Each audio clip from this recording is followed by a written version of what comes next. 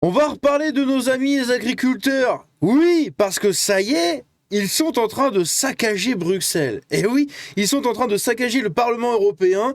Il y a des grosses manifestations devant, des affrontements entre des agriculteurs et des policiers à coups de patates. Hein, ils se lancent littéralement des patates. Voilà, il y avait le lance-patate dans Call of, et ben maintenant on a le lancer de patates à Bruxelles. Évidemment, ils se font arroser avec des coups de jet d'eau, etc.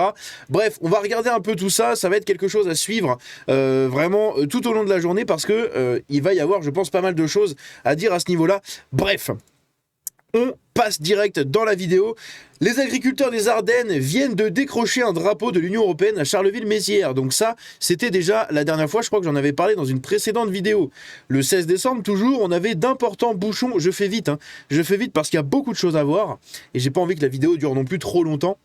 Il y avait d'importants bouchons du coup sur la N12 en direction de Paris à hauteur de Méré dans le 78 avec un blocage voilà, des agriculteurs sur les autoroutes. Enfin sur les autoroutes, c'est pas les autoroutes mais c'est les nationales. Mais ils ont bloqué autoroutes, ils ont bloqué nationales, ils ont bloqué un peu tout. Voilà, et justement ici on voit du coup la N12 qui a été bloquée au niveau de Jouarre-Pontchartrain. S'il y en a qui habitent près de Jouarre-Pontchartrain, bonjour à vous. Ici, donc, on avait Amaury Brelet. Amaury Brelet, c'est un journaliste de Valeurs Actuelles, quelqu'un avec des sources quand même assez solides, un bon journaliste, qui nous dit ceci. La préfecture de police s'inquiète de l'arrivée possible d'agriculteurs à Paris, confie une source policière à Valeurs Actuelles.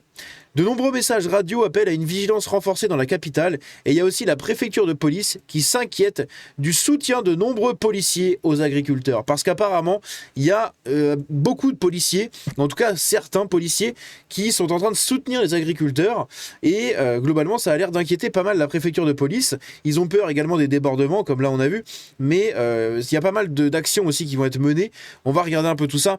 Ici, vous avez à l'attention des agriculteurs en colère, hein, vivant sous le seuil de pauvreté qui vont monter à Paris. Et du coup, il met l'adresse de ces trois bâtiments-là. Je ne peux pas le dire, évidemment. Ça pourrait être considéré comme de l'appel à je ne sais quoi. Donc, voilà. Voilà. Bref, c'est à lire. Ici, on a quoi d'autre? À Béziers, en ce moment, du coup, il y avait l'autoroute qui était bouchée, le péage. Ici, on a une carte avec les bouchons qu'il y a eu et les blocages qui ont été faits. Donc, on voit globalement tout le sud-ouest est assez touché. Chez moi, là, il n'y a pas grand-chose. Moi j'habite là dans le 17, hein. Donc chez moi ici il n'y a pas grand chose. Il y a pas mal de bouchons aussi et de blocages qui ont été faits dans les Pays de la Loire juste ici et dans la Vienne. Globalement ici c'est tous les départements où ils annoncent des blocages. Donc on peut voir hein, que bah voilà, moi je suis pas touché juste ici et mon petit département de naissance ici, on n'est pas touché non plus. La région parisienne non plus. Par contre tout le reste de la France, ouais très très touché. Le sud évidemment et surtout bah, le nord-est, hein, l'est et le nord-est évidemment très très touché également. Donc là on voit hein, sur les routes, ils ont bloqué comme ça des routes en foutant un bordel, un bordel monstre. Aïe aïe aïe. Ici, on en avait parlé du coup des agriculteurs qui se sont fait arrêter. Ici, on avait quoi? On a Lula enfin Lula ou Lula, je sais jamais comment on prononce. Donc c'est le président brésilien qui tente de mettre la pression sur l'Europe. Et il a dit si on ne le fait pas maintenant, le Brésil ne signera plus l'accord tant que je serai président. Donc en gros, si on ne signe pas maintenant l'accord sur le Mercosur, le Brésil ne le signera pas tant que je serai président. Donc il met une pression indirectement à l'Union européenne et à la France, puisque la France fait partie de ces pays qui sont opposés au Mercosur. Hein, Macron qui se la joue à l'opposition du Mercosur, alors que c'est un peu son camp, etc., qui l'a voulu aussi à la base, hein, le camp des européistes et centristes, etc.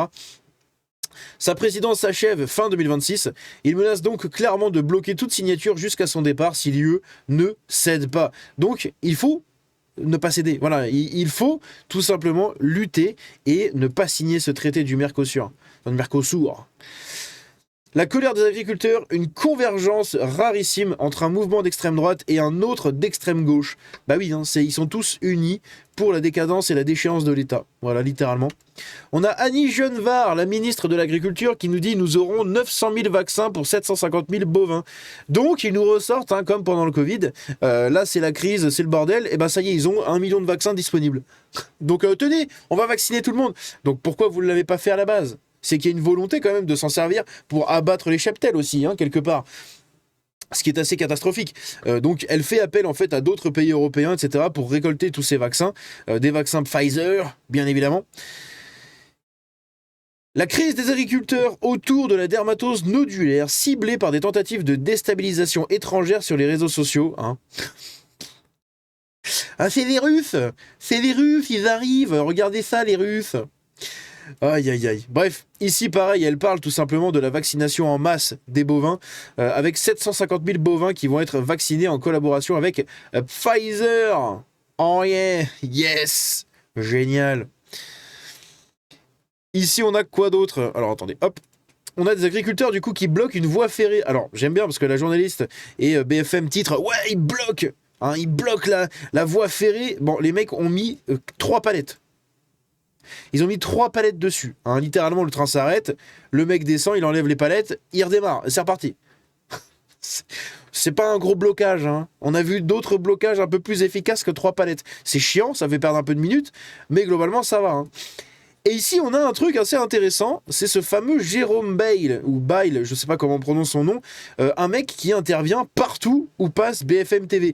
On sait que BFM, ils ont un peu des larbins comme ça, qu'ils mettent plusieurs fois, des gens qui font un peu de l'acting, qui se font passer pour des gens, voilà, et qu'on voit dans plusieurs reportages, ils ont des vies différentes, ils s'appellent pas pareil, mais ce sont tous les mêmes personnes. C'est très bizarre. Et ici, pareil, on a lui, je sais pas d'où il vient ni rien, mais Jérôme Bail, juste là, c'est un mec qui est mis en avant par BFM, ici, il y a plusieurs jours, le 12 décembre, ici, le 17 décembre, à 10h08 du matin, et le soir, à presque 8h du soir, on a tout simplement, ou non, un peu plus tard, voilà, un peu plus tard, on a ceci vers minuit. On a un truc à 21h30, le direct de BFM TV, comme vous voyez juste à gauche, ici. Eh bien, on le revoit juste ici encore. On le revoit juste ici, donc c'est un peu rigolo de voir toujours les mêmes têtes. Et globalement, lui, ce qu'il dit, c'est que si l'État fait un pas, les agriculteurs feront un pas. Donc, apparemment, ça a l'air d'être l'émissaire autoproclamé des agriculteurs. Un peu bizarre. Ici, on a Pierre-Henri Carbonel de l'UDR, un agriculteur du coup devenu député, qui dit: au lieu d'aller voir les agriculteurs, vous leur avez envoyé les blindés et les hélicoptères. On aimerait bien voir les mêmes moyens déployés contre la DZ Mafia. Je vais pas vous passer l'extrait globalement, mais en gros, il met tout simplement la PLS, hein, la PLS du coup à la direction de ces actes ici, hein, au niveau de l'envoi de flics, etc. Et donc c'est un ancien agriculteur apparemment qui est devenu député. Donc lui, il sait de quoi il parle et il a littéralement le bagou pour le faire et le bagage pour avoir la crédibilité de le faire, tout simplement. Donc c'est assez intéressant. Ici, on a Patrick Sébastien. Patrick Sébastien qui se montre en soutien aux agriculteurs. Voilà, Patoche qui soutient les agriculteurs. C'est quand même incroyable, c'est quand même fou. Et après, on a tout ça, donc je pense qu'on va se faire 2 vidéos. On va terminer la vidéo avec ça, avec Patoche qui soutient les agriculteurs, et après il y aura du coup les agriculteurs à Bruxelles. Donc on va écouter ce qu'il a à nous dire, notre ami Patoche. Hop. Coucou tout le monde. La dernière fois j'ai fait un message pour les agriculteurs. Il y a des bons esprits qui m'ont dit c'est bien de parler, mais il faut y aller. Ben voilà, j'y suis, avec mes amis de la coordination rurale. On est sur le point du blocage d'Aigleton, chez moi, en Corrèze. Et je tenais vraiment à les soutenir une fois de plus. Je les ai bien écoutés. Cet abattage total, il faut que ça disparaisse. Il faut de la vaccination. Et puis au passage, c'est pas le début de l'histoire, mais le Mercosur, on n'en a pas besoin. Parce qu'on est bien d'accord. Ah oui. Les normes aussi, les normes européennes, tout ça. Ça nous tue. Ça nous tue. Et tu n'as plus le droit de faire une rigole, tu ne peux pas empoisonner une taupe, tu ne peux pas faire attention à tout. Et là, d'un seul coup, on tue nos animaux qui sont pour rien, les pauvres qui ne sont pas malades. Étant donné que cette maladie, elle va tuer entre 1 et 10% des animaux.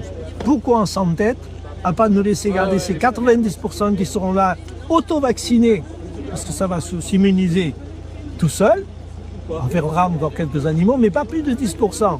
Pourquoi on prend le risque de tuer celles qui sont bonnes, alors que dans les mois et les années futures, ça sera des troupeaux qui seront auto-vaccinés de souche. Et arrêter cet abattage systématique des vaches quand il y a un cas de DNC dans un troupeau. Aujourd'hui, On peut abattre la vache. on peut abattre, c'est ce qu'on demande. Vacciner après le reste. Quand on voit tout un troupeau partir, le travail de génération en génération, c'est horrible. On ne s'en remet jamais d'un abattage. Ouais, c'est ce qu'on se disait tout à l'heure, c'est que les normes, c'est bien, qu'ils font tout pour les gueux, pour le profit, mais il y a le côté humain. Moi, je suis content, c'est moi qui avais gamin, qui me fait conscience aussi de truc avec lui. Et puis, ce que je vous disais tout à l'heure, c'est que j'ai envie de dire aux gens qui me regardent, c'est que ce soir, vous allez rentrer à la maison, Vous allez vous mettre à table. Sur la table, il va y avoir de la viande, il va y avoir des légumes, il va y avoir de la volaille, du vin, du pain. Et ben tout ça, c'est eux. Voilà. Et s'ils sont pas là, ben vous n'aurez pas tout ça. Allez, à la tienne. Raccourci, hein. C'est un raccourci parce qu'il y a aussi beaucoup de choses qui viennent d'autres pays, même européens, etc. Mais globalement, oui, clairement. Ce qu'il dit, il a raison là-dessus. Et aux paysans. Et aux paysans. Voilà. Aux paysans. Bref, du coup, j'ai trouvé ça assez rigolo. Notre petit patoche qui mouille la chemise, hein, qui mouille la doudoune pour venir soutenir les agriculteurs du coup en Corrèze sur un point de blocage.